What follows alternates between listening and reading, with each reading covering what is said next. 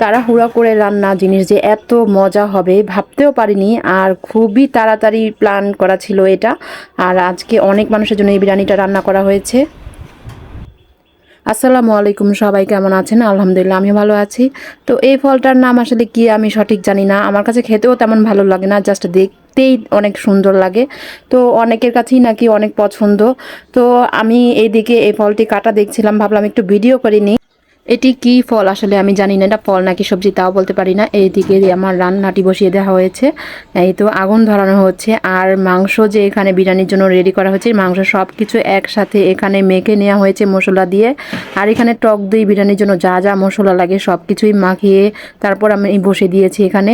আর আসলে নাড়াচাড়া করতে এত কষ্ট, এগুলো আসলে বাবুর্চি ছাড়া অনেকটাই কষ্ট হয়ে গেছিলো, যেহেতু অনেকগুলো বিরিয়ানি রান্না করা হয়েছে। আর আপনারা কিভাবে রান্না করেন জানি না, বাট আমিও কিন্তু অনেকভাবে বিরিয়ানি রান্না করতে পারি। তো আমি এক এক সময় এক একভাবেই রান্না করি। তো এখানে আসলে খুব তাড়াহুড়ার জিনিস, তো তাই খুব তাড়াতাড়ি বসিয়ে দিয়েছি, একবারে মাখিয়ে তারপরে আমি বিরিয়ানিটা রান্না করতে বসে দিয়েছি।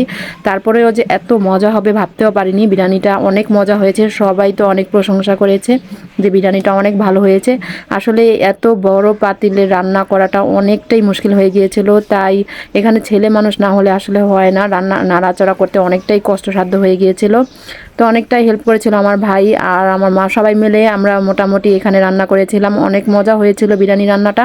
তো এখানে মাংস কষানো হয়ে গিয়েছে আর পোলাওর চালটা দিয়ে দেওয়া হচ্ছে।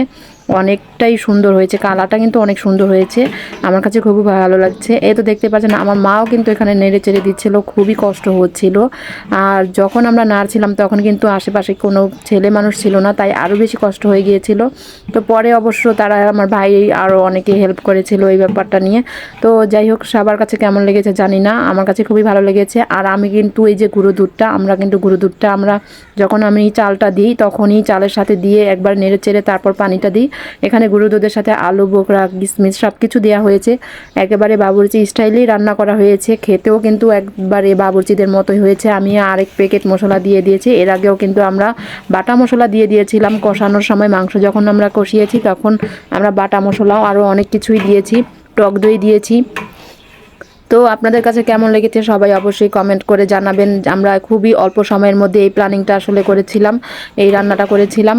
আর খুব অল্প সময়ের মধ্যে যে হয়েছে এটাই তো আমাদের জন্য অনেক কিছু, আলহামদুলিল্লাহ। আর খুব 2 ঘন্টা, বিশ্বাস করবেন কিনা জানি না আপনারা, 2 ঘন্টার মধ্যে আমরা এই বিরিয়ানিটা রান্না করেছি সব কিছু রেডি করে। কিভাবে যে কি তাড়াহুড়া ছিল যে বলে বোঝাতে পারবো না। তো এখানে কাঁচামরিচ দিয়েছি অনেকগুলো, আস্ত কাঁচামরিচ দিলে একটা অন্যরকম স্বাদ লাগে, ভালো লাগে। পানি দিয়ে দিচ্ছি, আমরা গরম পানি দিয়ে দিয়েছি যাতে খুব তাড়াতাড়ি হয়ে যায়, যেহেতু টাইম খুব কম ছিল। আর তাড়াহুড়ার জিনিস যে এত ভালো হবে ভাবতেও পারিনি। সবাই খুব ভালো বলেছে, যে কালারটাও খুব কিন্তু সুন্দর হয়েছে। আর এই যে এই ব্যাপারটা, এটা কিন্তু আমরা বাবুর্চিদের স্টাইলেই করেছি। কয়লাগুলো, যে আগুনের কয়লাগুলো সরাতে এত কষ্ট হয়ে গেছিলো, উপরে কয়লা দিয়েছি নিচেও কয়লা দিয়েছি রেখেছিলাম। তো এই তো হয়ে গিয়েছে বিরিয়ানি। আর এখানে আমার ভাই ভাই সবাই, চাচাতো ভাই সবাই মিলেই হেল্প করছিল, যেহেতু এগুলো আমাদের মেয়েদের কাজ না, আমরা এসব নাড়াচাড়া করতে পারবো না।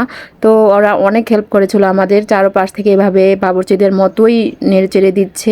খুবই সুন্দর হয়েছে, এত পারফেক্ট হয়েছে যে বলে বোঝাতে পারবো না। যে আমাদের হাতেও যে এত পারফেক্ট একটা বিরিয়ানি হয়েছে এটাই তো অনেক কিছু, যেহেতু বাবুর্চিরা এই সব বিষয়ে অনেকটাই এক্সপার্ট। আমরা তো সবসময় ঘরে রান্না করি, অনেক কম বিরিয়ানি তখন রান্না করা হয়, আর এখানে তো অনেকগুলো। আর আমরা সবসময় ঘরে যেটা রান্না করি সেটা তো একেবারে পারফেক্ট হয়, যেহেতু অনেক কম রান্না করা হয়।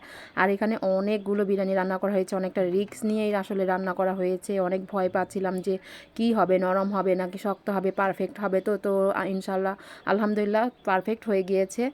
আর এই তো চাইলে, সামনে চাইলে আরও আমরা এইভাবে চেষ্টা করব রান্না করার, কারণ অনেক প্ল্যানিং আছে ইনশাল্লাহ। আর এই তো বিরিয়ানিগুলো ভেড়ে নিচ্ছে আস্তে আস্তে ছোটো পাতিলে, যাতে এগুলো একটু ঠান্ডা হলেই আমরা বক্স করে তারপর রেখে দিতে পারি। আর অনেকগুলো বক্স করতে হবে, তো তাড়াহুড়া ছিল, খুব কম সময় ছিল। সবাই দোয়া করবেন আমাদের জন্য, সবাই ভালো থাকবেন, আমাদের পেজটাকে সবাই ফলো করবেন। আর স্বপ্নের পথে ইউটিউব চ্যানেলটা সবাই একটা সাবস্ক্রাইব দিয়ে আসবেন যদি আমাদের ভিডিওগুলো ভালো লাগে সবার। আর এই তো এখানে দেখতে পাচ্ছেন বেড়ে নিচ্ছে একে একে, একটু ঠান্ডা করে নিয়েছি আমরা, কারণ যেহেতু বক্সগুলো এগুলো অনেকটা গলে যাওয়ার সম্ভাবনা আছে, যেহেতু এই বিরিয়ানিগুলো অনেকটাই গরম ছিল। তো এই তো ঠান্ডা করে আমরা ভালো করে সবগুলো দেখে দেখে তারপরে আমরা এখানে বেরিয়ে দিচ্ছি। যা আর এই তো এখন বেড়ে দিয়ে তারপরে বক্সগুলো রাবার দিয়ে আটকে দেওয়া হবে যাতে না বের হয়ে যায়। আর সবাই ভালো থাকবেন, সুস্থ থাকবেন, স্বপ্নের পথে পাশে থাকবেন, সবসময় আমাকে সাপোর্ট করবেন, আমার জন্য সবাই দোয়া করবেন। আমি এখান দিয়ে একে একে সবগুলো বক্স দেখে দিচ্ছি। এই তো দেখতেই পাচ্ছেন বক্সগুলো রেডি হয়ে গিয়েছে। সবাই ভালো থাকবেন, সুস্থ থাকবেন, আল্লাহ হাফেজ।